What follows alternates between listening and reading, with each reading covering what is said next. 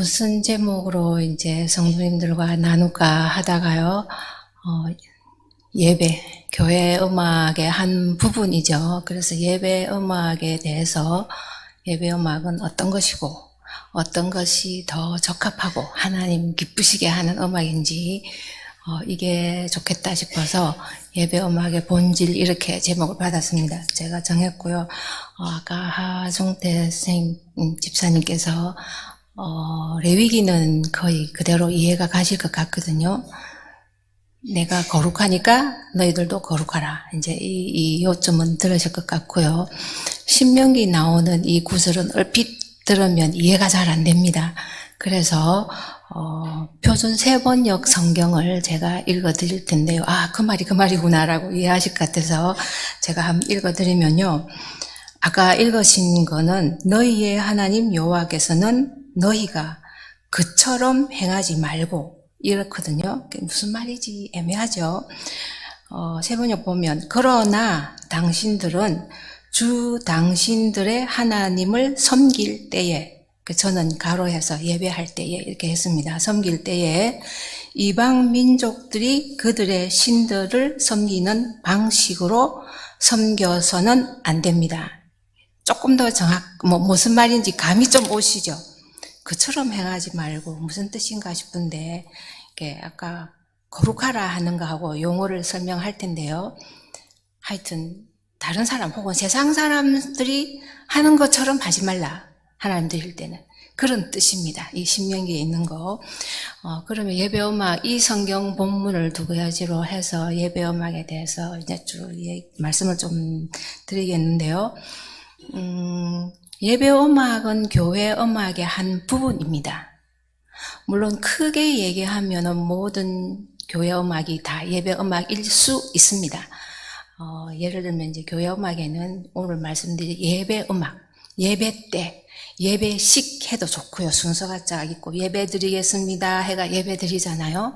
그래서 그 예배 때 드리는 음악을 이제 오늘은 조금 더 구체적으로 살펴볼 텐데요. 교회 음악 안에는 이 예배 음악이 어떻게 보면 가장 중요하겠죠. 그런데 또 교회 음악에는 예배 드리는 거 말고도 음악이 많습니다.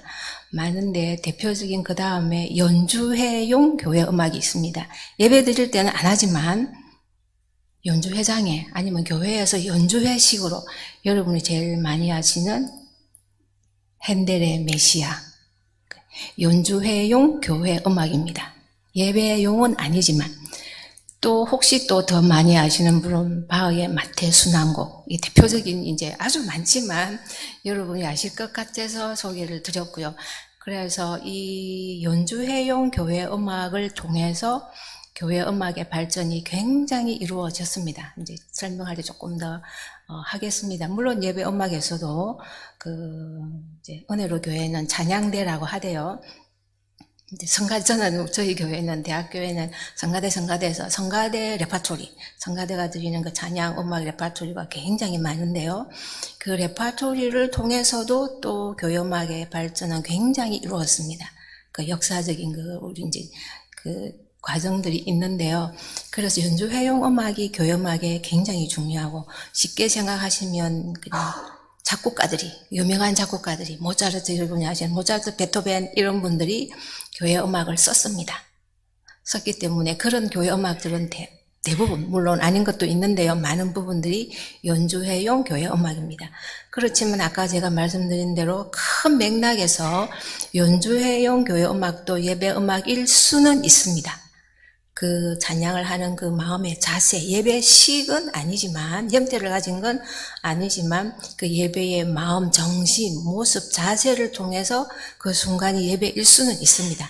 그러나 이제 구분은 합니다. 예배 음악, 예배식에 드리는 예배 음악, 그리고 연주회용 음악, 그 다음에는 기독교 교육 음악이 있어요. 교육용 음악이 있습니다. 유년주일학교 어느 학교 있잖아요. 교회에서 하는 그 교육 프로그램 안에 음악들이 많이 있죠. 그거는 예배 음악은 아니거든요. 그렇지만 교회 음악 안에 들어갑니다. 그 다음에 또 많은 부분을 차지하는 것이 집회, 예배, 월십 서비스라는 교회 예배가 아니라 모임입니다. 집회, 영어로 하면 미팅이라 그러거든요.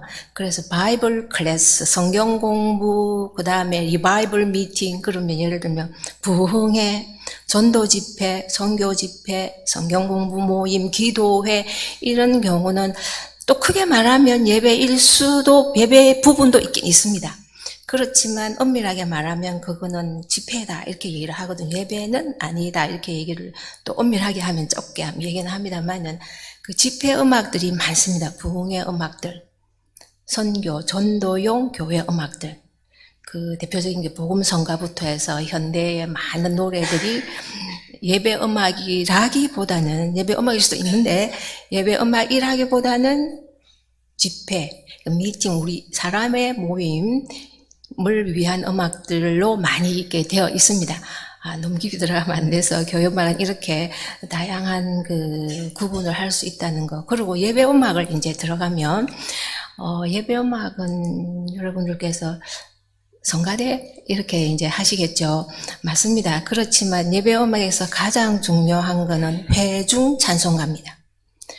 여러분들이 다 함께 부르는 찬송가가 제일 중요합니다. 성가대가 제일 중요한 거 아닙니다. 그래서 회중 찬송가가 가장 중요하고 그 다음에 성가대 혹은 찬양대의 좀 전문적인, 좀 나중에 좀 얘기할 텐데 이런 전문적인 음악이 있고, 그렇죠? 그 다음에 여러분은 잘 익숙하진 않으실 수 있는데 기악 음악도 있습니다. 악기들의 음악입니다. 교회 음악이 많습니다.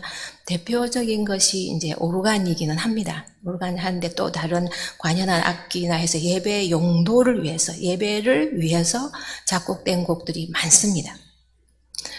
그래서 저 같은 경우만 예를 들면 그 계명대학교 대학교에 제가 아직 이제 은퇴를 해도 교회는 교인으로 제가 거기서 또 권사 안수 받았고 거기 교인으로 나갑니다. 나가면서 반주를 하는데 예배 전에 거의 10분씩 연주를 하거든요.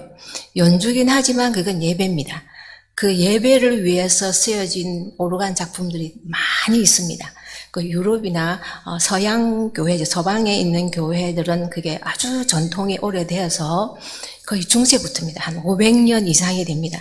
500년 이상 동안 쭉 그렇게 그 예배 전에 이렇게, 물론 오르간만은 아닙니다만 대표적으로, 그리고 예배 끝나고 또 한참 또 연주를 하기도 하는데요. 이제 기악음악. 그래서 이 두 가지 그 예를 들면 성악과 기악이잖아요. 회중찬송가 성악이고 합창도 성악이고 그 다음에 기악인데요. 이것이 바로 성경에 있습니다. 성전 음악이 그 레위 지파를 안에서, 그쵸? 그 제사장 지파가 있고, 안에 제사장 지파가 있고, 음악하는 사람들이 있고, 그 다음에 성전 기물 다루고 성전 이렇게 관련 일하시는 분들이 이렇게 지파가 각각 나눠지는데, 음악도 레위 지파 안에 있거든요.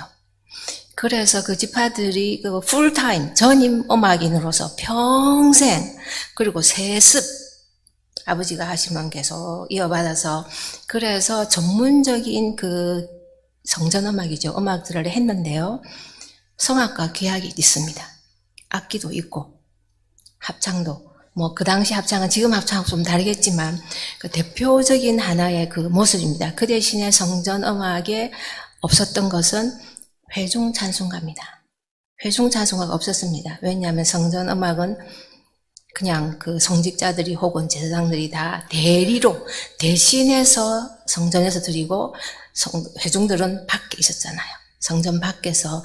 그래서 시편에 보면 가끔 보면 짧은 그 후렴기, 리프레인, 뭐 아멘, 아니면 할렐루야, 인자하심이 영원함이로다, 136편 보면 제일 그게 많거든요. 여호와께 감사하라 하면 항상 되풀이 되는 그의 인자하심이 영원함이로다 하는, 예를 들면 아주 제일 쉬운 예인데요. 짧은 후렴기는 반복한 적은 있습니다. 그렇지만 본격적인 회중 찬송은 없거든요. 그래서 이제 초기 교회로 오면서 회중 찬송이 생기기 시작했죠. 또 조금 이제 그 예배막 들어가면 이제 다시 조금 더 하도록 하겠습니다. 그래서 그 예배 음악은, 성전 음악은 예배 음악만이었다는 거. 그 당시 예배 성전 음악, 그 대신 성악과 기악이 있었지만 회중찬송가는 없었던 본격적인 참여해서 하는 우리가 지금 하는 것처럼 그런 거 없다는 거를 말씀드릴 수 있고요. 그러면 이제 예배 음악의 본질로 이제 예배 음악은 무엇인가 이제 이쪽으로 들어가 보겠습니다. 성경 말씀에 아까 읽으신 대로 내가 거룩하니 너희들 거룩해라 이렇게 한 그 말씀입니다. 그리고 이방 사람들이 예배 드리는 것처럼 드리지 마라. 다르게 드려라. 이하고 일맥상통하는데요. 그 거룩이라는 단어가 그 원어 설명으로 제가 그냥 그 단어대로 얘기하겠습니다. holy 이렇게 하죠. 그 holy라는 단어 자체의 의미는 첫 번째 얘기할 수 있는 거는 분리된, 떨어진, 분리됐다는 뜻입니다. 뭔가하고 무엇인가와 떨어진 상태. separate 이렇게 분리된 상태입니다. 그래서 그건 여러분들께서 한번 생각해 보십시오. 뭐와 분리됐을까? 그러면서 결국은 다른 different 영어 이렇게 쓰는데요. 거룩이라는 그 의미는 분리된 거. 따로 이렇게 뭐 떨어져서 분리되고 다른 것. 그래서 유일무이의 독특한 하나의 정체성. 그 하나님의 가지는 그 유일한 정체성. 하나님은 이방 그 어떤 신과도 다 다르다는 거죠. 그 다름이 설명하려면 너무 많으니까 단언할 수 없지만 그 하나님의 그 속성이 있지 않습니까? 그 거룩함을 만약에 속성으로 들어가서 인자하심, 사랑, 공의, 뭐 신실하심, 정의 얼마든지 그렇죠. 그 하나님의 그 속성 안에 다 들어가 있는 그 모든 것이 결국은 다른 것과 다 이렇게 다르다는 거죠. 다른 신, 그 당시에는 다른 신, 이방신들이 많았으니까 다른 신과 하나님과는 다르다는 거죠. 비교가 안 되는 완전히 분리된 상태. 그래서 우리도 달라야 된다. 하나님을 믿는 사람은, 하나님의 백성은 하나님께서 말씀하신 내 백성이니까 내가 거룩하니까 너도 거룩하라. 그래서 레위기에 보면은 그 많이 나오는 단어들이 이제 여러 가지 있는데요. 거룩한, 홀리 많이 나오죠. 홀리 그 언약궤, 홀리 그 다음에 홀리 브레드 해서 그 성전에 올려놓는 그 떡, 그거 진설병 같은 그 홀리라는 단어가 많이 들어가면서 또 깨끗한 퓨어 혹은 클린 이 얘기도 많이 나옵니다. 순전한, 금을 할 때도 순전한 나드 향해가 순전 이런 그 퓨어라는 단어가 많이 나오고요. 그 홀리의 또 다른 표현일 수도 있다 생각합니다. 홀리의 그 성격적인 걸 들어가면 그래서 클린 깨끗한 정결한, 속되지 않는 그거와 이제 그 홀리와 같이 생각하셔서 생각을 하시면 좋을 것 같아요. 그래서 우리는 거룩한 백성인데 다른 것이다. 그러면 바로 음악은 뭐와 달라야 되겠까? 이렇게 얘기가 우리가 나올 수 있겠죠. 하나님 백성이 세속화되지 않고 세상과 다르게 만약에 우리가 살아야 된다고 성경대로 우리가 얘기를 하면 하나님의 음악은 뭔가 다른 교회만에 가지는 그 독특한 다른 분리된 유일무이의 유니크한 그러한 정체성이 있는 것이 하나님께서 원하시는 것이다. 이제 이런 말씀으로 그 홀리네스를 제가 이제 얘기를 하겠습니다. 그래서 이 홀리네스의 그 두 가지를 이제 거룩함에 대해서 그 영적인 거룩함과 음악적인 거룩함을 두 가지로 얘기를 하면요. 영적인 거는 금방 얘기가 좀 나왔는데 여러분 아시겠죠? 우리가 세상적이지 않고 하나님 앞에 구별된, 성별된 사람, 성별된 모습. 그래서 이거는 영적인 것에 해당될 수 있다고 생각합니다. 그래서 그 성경 말씀에 보면은 믿음이 없이는 주를 기쁘시게 하지 못한다 그랬잖아요. 그래서 그 하나님께 드리는 그 찬양, 음악, 그 모든 것은 그 홀리는 결국은 믿음으로 인해서 거룩한 백성이 너는 거룩한 백성이다 이렇게 하나님 그냥 먼저 시작을 하셨거든요. 거룩한 백성이 되어라가 아니고 우리는 이미 거룩한 백성이고 구분이 딱 된 백성이고 그 다음에 구분된 백성으로 사는 일이 이제 남았겠죠. 그래서 영적인 그 홀리 면에서는 구분된 우리의 성도의 생활, 믿음의 생활, 그래서 믿음으로 기쁘시게 할 수 있는 그 영적인 그런 모습이라고 얘기를 할 수 있겠죠. 세상과 다른. 세상과 어떻게 다를지 한번 많이 생각하는 시간이 되었으면 좋겠습니다. 계속해서도. 그러면서 음악적인 홀이 만약에 음악적으로 이렇게 구분된, 다른, 그러면 교회 음악 그 이외의 음악과 다른 뭔가 전부 다 100% 다를 수는 없을 것 같아요.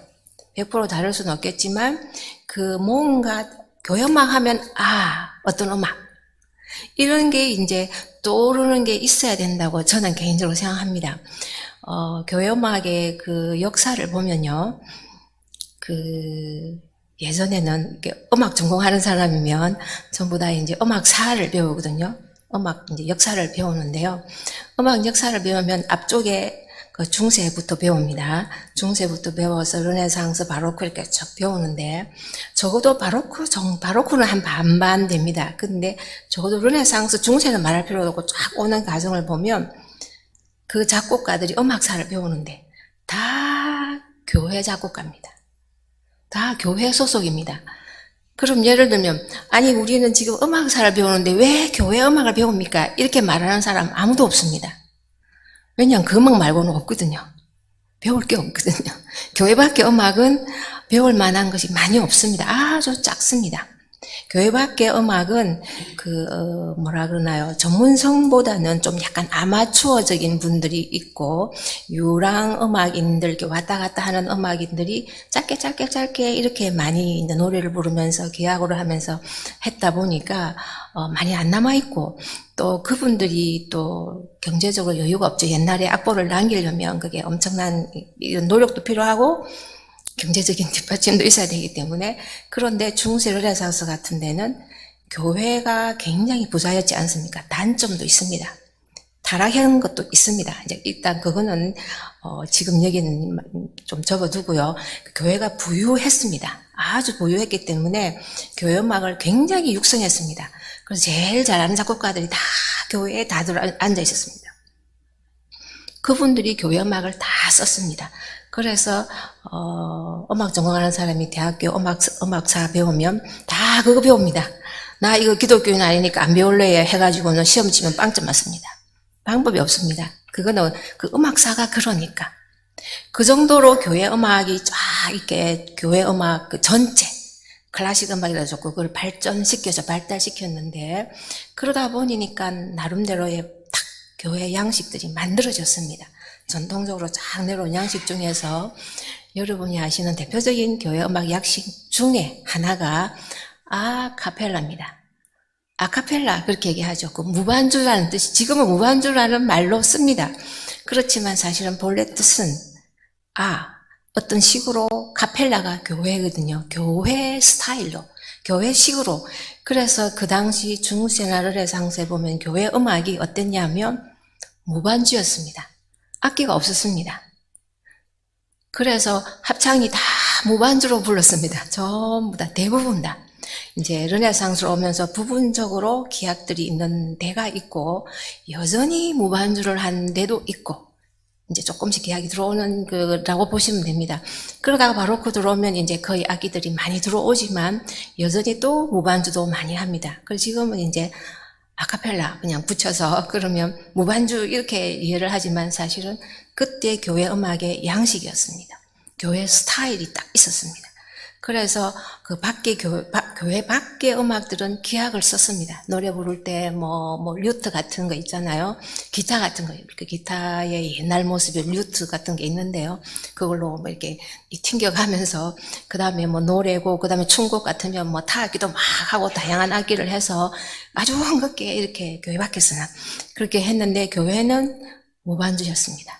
그렇지만 오르간도 있었는데요. 오르간 기악 얘기를 하면 중세부터 쭉 오르간은 교회에서 한 1000년 정도 됩니다. 예배 악기로 있었는데 반주는 안 했습니다. 따로 했습니다. 전주, 그 다음에 후주, 그 다음에 찬송가 부르면 1절은 찬양하면 2절은 오르간, 3절은 찬양하면 4절은 오르간 이렇게 교대 연주를 하는데요.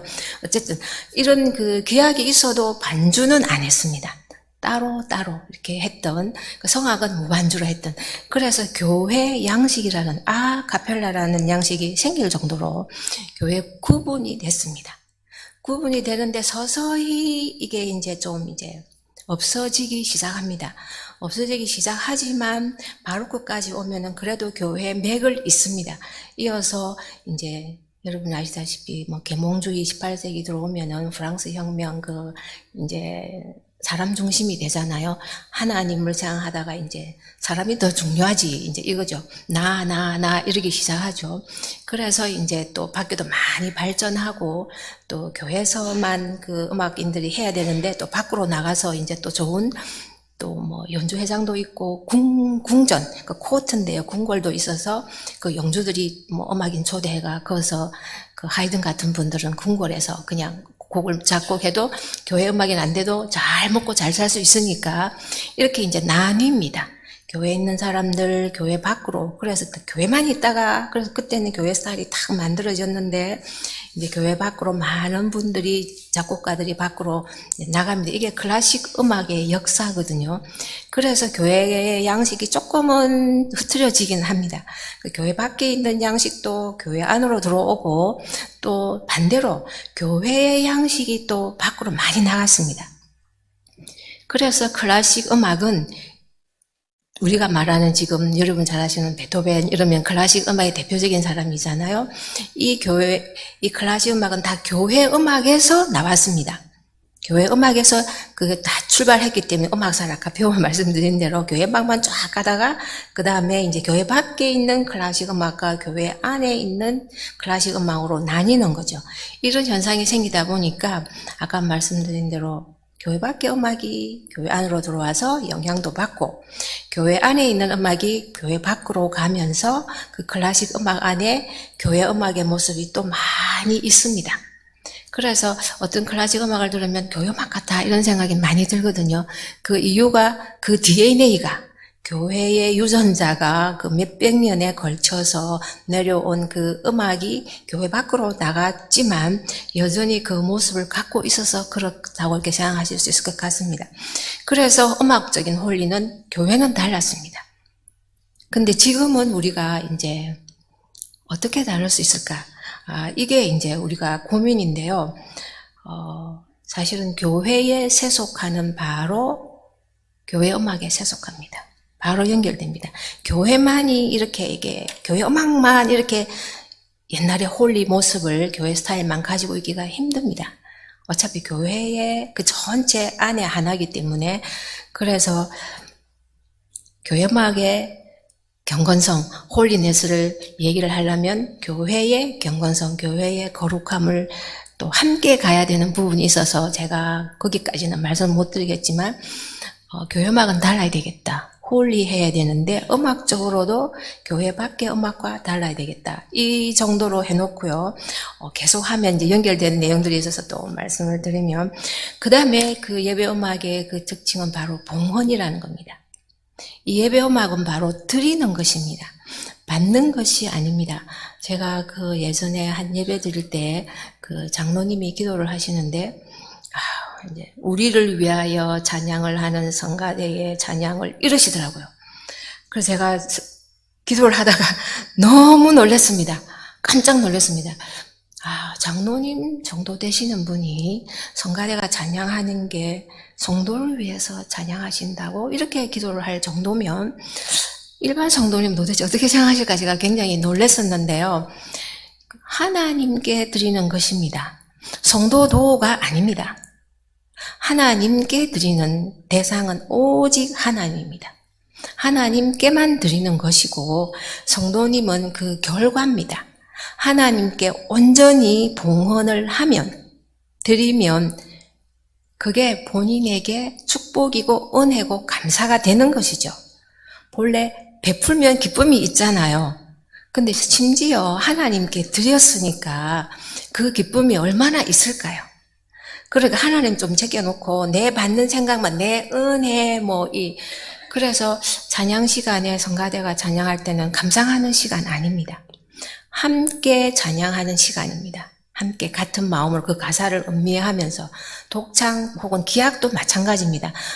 이제 한번 연주해 보십시오. 잘 불러 보십시오. 우리는 잘 듣겠습니다. 이게 아닙니다. 우리는 청중이 아닙니다. 하나님이 유일하신 청중이시고요. 우리는 함께 드리는 사람, 회중 찬송가든 성가대 합석과 찬양대 찬양이든 기약으로 혹시 무엇을 하든 우리는 그냥 드리는 사람, offering, 봉헌이라는 면에서 제가 꼭 말씀을 드리고요. 그러면서 바로 이 예배 음악은 바로 이 찬양 자체는 성가대든 어떤 음악이든 그 자체가 바로 예배입니다. 수단이 아닙니다. 방법이 아닙니다. 음악을 통해서 하나님께 나아가려 하는 사람이 가끔 있거든요. 근데 음악 자체가 예배입니다. 그래서 찬양할 때 준비 찬송 이러면서 몇 장 부르시면서 예배 준비하시겠습니다. 그럴 때마다 그럼 저 찬송은 뭐지? 도대체 무슨 의미라는 뜻이 제가 좀 헷갈리거든요. 그냥 찬양입니다. 찬양. 모든 찬송은 그 예배입니다. 예배. 그래서 준비라는 그 예배를 준비한다는 뜻이잖아요. 그게 아니라는 거죠. 모든 찬양의 순간은 기악이든 성악이든 다 예배다. 수단이 아니다. 그래서 찬송가를 만약에 계획해서 4절까지 부르는 계획이 있다면 저는 끊으면 안 된다 생각합니다. 시간이 몇 분 좀 경과됐으니까 끊는 경우 있잖아요. 그거는 만약 계획된 것이었다면 안 끊는 게 맞다고 생각합니다. 그 하나님 몇 분 인색하게 해가지고 하나님이 좀 이상하게 생각하시지 않으실까요? 그 예배인데 하나님께 드린 예배를 누가 끊습니까? 하나님만 정중이신데 우리가 끊을 자격이 없거든요. 그래서 만약에 처음부터 계획해서 이렇게 해서 1절 몇 절 이렇게 딱 한 거는 그건 이제 의도적이고 계획에 있는 것이죠. 그런데 인간적인 생각에 중간에 끊어야 되겠다, 짧게 해야 되겠다 이래서 저는 아니라 생각합니다. 예배를 우리가 중단할 수 없듯이 그래서 찬양은 드리는 시간이고 봉헌이고 예배라는 거죠. 그래서 예배는 아시지 않습니까? 노동입니다. 수고를 해야 됩니다. 대충 해서 할 수 있는 게 아닙니다. 열심히 해야 됩니다. 찬양은 굉장히 이렇게 희생이 따르고 수고가 따르고 이제 찬양자 같은 경우는 희생이 더 많이 따르죠. 열심히 해야 되니까 이런 것들. 그래서 그 하는 사람의 그 자세는 그 우리 성가대 이제 나중에 얘기 나올 텐데 겸손한 것입니다. 겸손한 자세로 드리는 것입니다. 과시가 아닙니다. 자랑이 아닙니다. 자기 목소리 좋다고 쫙 뺀다든가 아니면 잘한다고 하는 그런 게 아닙니다. 그래서 칼빈 경우에는 성가대를 없앴습니다. 루터 교회는 성가대가 있습니다. 개혁할 때. 근데 칼빈은 성가대를 없앴습니다. 없앴던 이유가 인간적인 자랑이라고 생각했었습니다. 기교적으로 그 중세 때, 르네상스 때 그때 곡이 조금 그렇기는 했습니다. 단점도 있습니다. 인간적인 그런 그 화려함과 또 기교적인 그런 너무 아티스트가 예술적으로만 가고 하나님이 빠졌다라는 그런 비판도 많이 받거든요. 그 부분적으로 맞습니다. 그러다 보니까 칼빈은 그냥 단순한 그 회중 찬송가만 딱 남기고 예배 음악에서 악기 다 뺐습니다. 오르간 다 부쉈습니다. 칼빈 경우는. 루터 경우는 그대로 다 답습했는데 그 이유가 악기도 없애고 찬양대도 없앴던 이유가 인간의 기교적인 자랑의 하나의 도구가 되는 것 같아. 찬양대가. 그런 것 같아요. 그때 많은 부분이. 그래서 없앴던 그 이유를 저는 이해를 합니다. 그래서 우리가 요즘 찬양 드릴 때 이게 굉장히 이렇게 심각하게 우리가 예배라는 면에서 생각해야 되지 않을까 이런 생각이 들었습니다. 그래서 예배 음악이 다 예배인데요. 예배 음악에 이제 그 아까 처음에 그 세 가지 얘기했는데 찬송이 있고 찬양이 있고 바로 기악 음악이 있는데요. 그 찬송가는 하여튼 열심히 봉헌이라 생각하고 여러분이 정말 열심히 부르셔야 됩니다. 그냥 대충 그러고 딴짓 하면서 옆에 봐가면서 인사해가면서 사실은 그때는 차라리 중단하는 게 나을 수도 있습니다. 아니 본인은 그 차라리 할 일 하시고 그 다음에 찬양은 제대로 하시는. 왜냐하면 예배이기 때문에. 그래서 그 회중 찬송가가 없었을 때도 있었습니다. 아까 처음에 성전 예배 때 없었다 했는데요. 초기 교회에 있다가 중세 때는 없었습니다. 한 370년 이후에 가면은 그 교회 회의가 있는데요.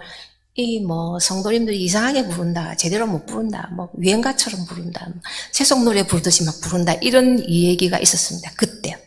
그래서 찬양은 그래 부르면 안 되고 배운 사람이 하나님 찬양을 어떻게 부를지 훈련받은 사람들만 부르도록 한다. 이제 주로 이분들이 바로 송 리더, 성가대 혹은 찬양대든지 그 예배 전문인들인데 그분들만이 대신 불렀습니다. 회중 찬송가 없었습니다. 성전 예배처럼 간단한 그 리프레인 후렴, 감사합니다, 알렐루야, 뭐 이런 짤막한 것밖에 못해. 그게 한 1000년 이상을 회중 찬송가가 없었습니다. 굉장히 심각한 때였죠, 중세가.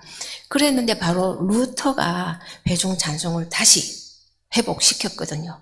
모든 사람이 직접 찬양하고 모든 사람이 직접 하나님께 나아가야 된다.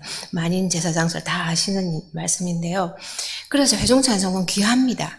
그 이후로 이제 500년 넘도록 지금 우리가 이제 찬송을 부르잖아요. 그래서 귀한 것입니다.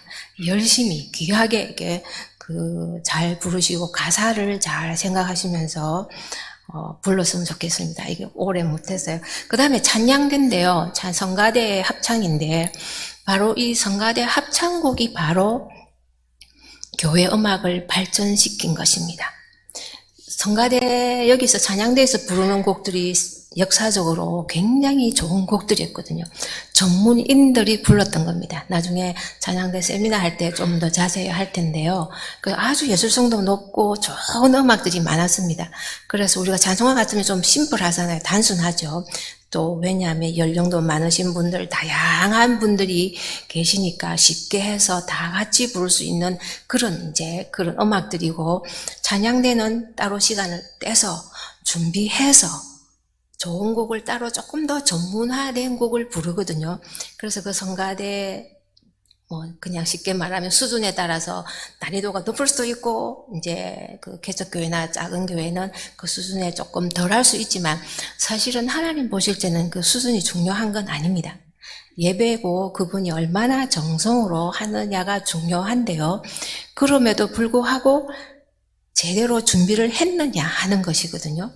그래서 만약에 여러분 교회나 아니면 또 다른 어떤 큰 교회 성가대가 딱 있으면 몇 시간씩 준비해서 할 수 있는 거면 해야죠.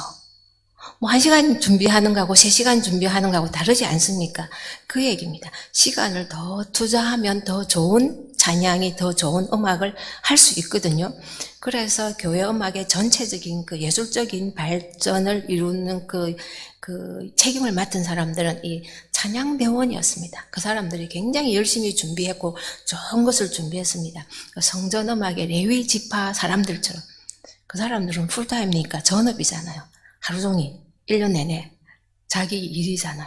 근데 우리는 일주일에 한 몇 시간 연습밖에 못하니까 그분들만큼은 안 되겠지만 정성으로 준비하는 것은 굉장히 중요하다 생각합니다. 그래서 교회 역사에서 교회의 발전을 이루는 큰 책임이 있는, 그래서 여러분도 성가대에게 그런 걸 좀, 찬양대에 그런 걸 기대하셔도 됩니다. 요구하셔도 됩니다. 책임을. 그 대신에 이제 찬양대가 어깨가 무겁긴 하겠지만 할 수 있는 한에서 정성을 다하다 보면 당연히 좋아집니다. 당연히 좋아집니다. 그러면서 기악음악은 아까 제가 조금 설명을 드려서 더 멀리는 안 가겠습니다. 찬송가가 있고 찬양대 합창이 있고 기악을 만약에 하면데 가끔 제가 듣는 특송, 특주 이런 얘기를 듣는데요. 저는 그 단어 별로 안 좋아합니다. 만약에 특송이라 있다면 회중 찬송가가 특송입니다. 하나님께서 제일 기뻐하시는, 제일 좋아하시는 것이 여러분 다 같이 부르는 겁니다. 그게 제일 특별하지 않나요? 그 다음에 찬양대는 또 구분되긴 했지만 좀 더 전문적이긴 하지만 하나님 보실 때는 다 같이 부르는 게 더 멋있습니다. 더 좋게 생각하실 거거든요. 연세 많은 할머니, 할아버지들 음은 틀릴지라도.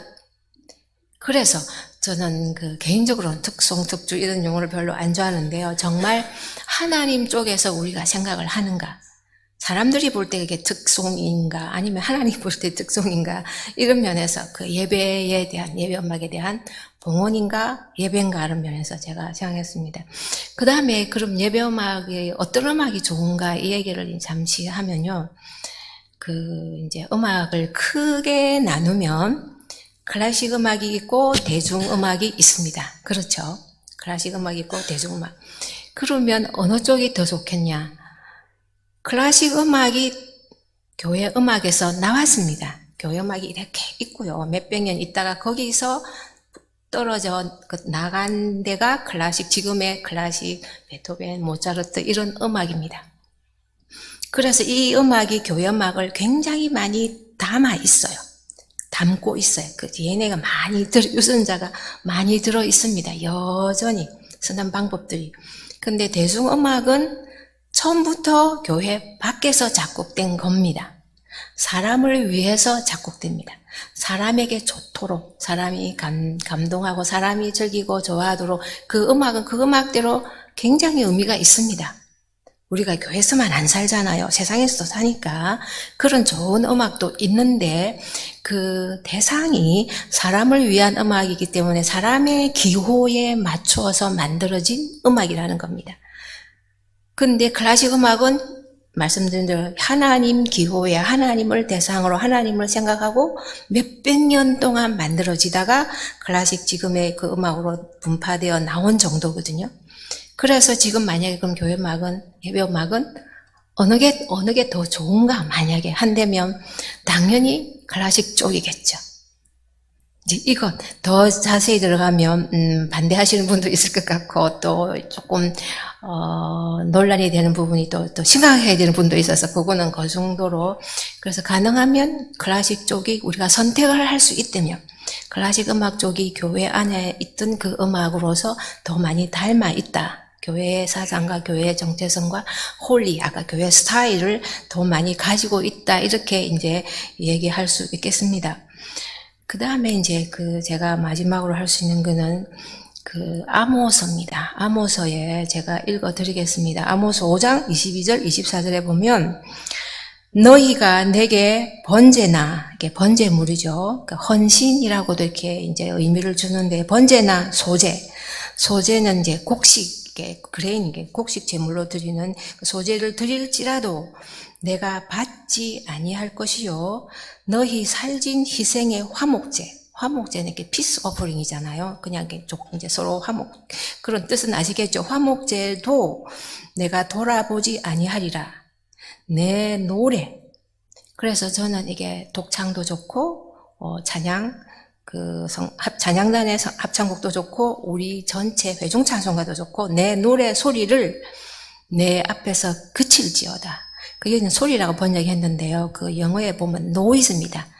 너 부르는 그 노래 소리가 소음이다, 소음. 그 소음을 내 앞에서 그칠지어다. 내 비파 소리도 이 기악이 나오죠. 너 기악으로 하는 그 소리도 내가 듣지 아니하리라. 지금까지 여기까지 딱 보면 아무리 제사를 예배를 많이 드려도 하나님이 안 좋아하신다는 거죠. 근데 왜 안 좋아하시냐 보니까 안 받으시는데 오직 공법, 다른 번역들을 성경 보니까 공의, 공정 혹은 서로를 위하는 마음, 이 공의를 이렇게 했네요. 공법을 물같이 정의를 하수같이 흘릴지로다. 저는 이것을 늘 이렇게 생각합니다. 개인적으로. 그냥 아무리 우리가 찬양을 잘해도 우리의 삶이 하나님이 원하시는 그 정의, 공의, 다른 사람들과 생각하는, 그쵸? 남을 배려하고 결국은 하나님 말씀대로 사는 거겠죠. 하나님 뜻대로 살지 않으면서 찬양을 아무리 멋지게 잘 드려도 하나님은 관심 없으신, 시끄럽다, 너 소리 그치라 이렇게 말씀하신다는 거거든요. 그래서 늘 찬양할 때마다 회중 찬송가든 여러분 찬양을 할 때도 제 찬양이 그냥 소음이 안 되기를 이렇게 바라는 마음으로, 그러다 보면은 또 잘못한 건 맞네 생각이 물론 나겠지만 조금 더 이제 우리가 평소에 하나님께서 원하시는 공의, 정의를 우리의 삶에서 하나님의 말씀을 하려고 노력하지 않을까. 그래서 진실된 하나님께서 기뻐하시는 찬양, 거룩한 것도 좋고 봉헌, 예배 다 포함을 시켜서 우리가 생각할 거는 결국은 우리 삶으로 드리는 찬양, 사한제사, 리빙 세크리파이스 이렇게 했잖아요. 하나님께 드리는 그 사한제사를 드리라는 그런 예배에 대해서 나오는데, 우리 삶에서 하나님 원하시는 것을 이루면서 그 다음에 한 주에 들어와서, 혹은 수요 예배도 좋고 어떤 예배든 예배 때 이제 와서 그 삶의 연장으로 찬양을 드릴 때 하나님께서 이렇게 협조하시겠다는 그런 뜻이잖아요. 그 찬양은 참 어려운 것 같습니다. 우리가 어떤 찬양을 들어야 되고 어떤 걸 더 좋아하실지, 클래식이냐 뭐 이거 떠나서 또 우리가 드리는 이 모든 것이 이 순간이 예배라는 거, 자랑이 아니고 또 나를 위해서 하는 게 아니고 하나님께 드리는 것이라는 이런 그 생각하는 그런 시간이 됐으면 좋겠습니다. 잠시 기도하겠습니다.